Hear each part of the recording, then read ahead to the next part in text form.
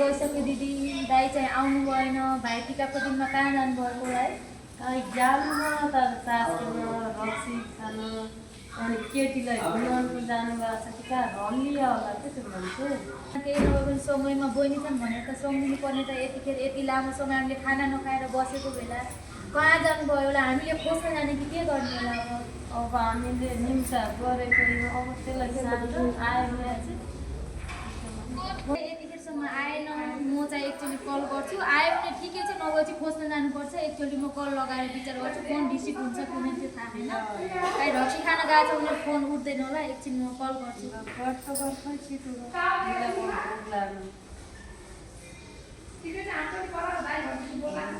Hello, phone चाहिँ यतिखेरसम्म उठेको छैन, फेरि खोज्दै जानुपर्ने सम्भावना हुन्छ। तपाईँ बस्दै गर्नु, तपाईँ दाइको बर्थडेमा बस्नु, म दाइलाई गएर खोजेर ल्याएर आउँछु।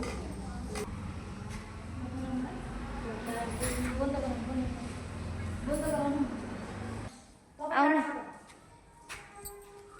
म त आएँ त भर्खरै। के गर्ने त, म त यस्तै त हो त।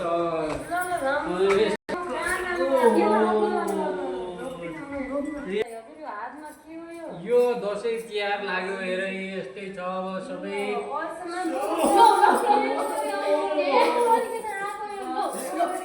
खाँदै खाँदै दसैँ यस्तै त हो त, यस्तै हो अब दसैँ तिहार। साथीभाइ लायो, बस्यो, खायो, रमाइलो गर्ने त हो।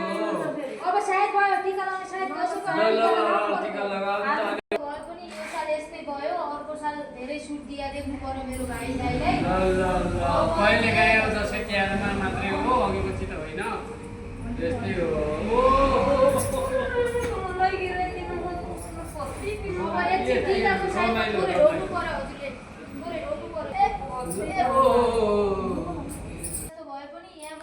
विगतमा यस्ता काम नहुन्। आज भाइटिकाको दिन, अब हामी बहिनीले पनि दिने कुरा दिने हो।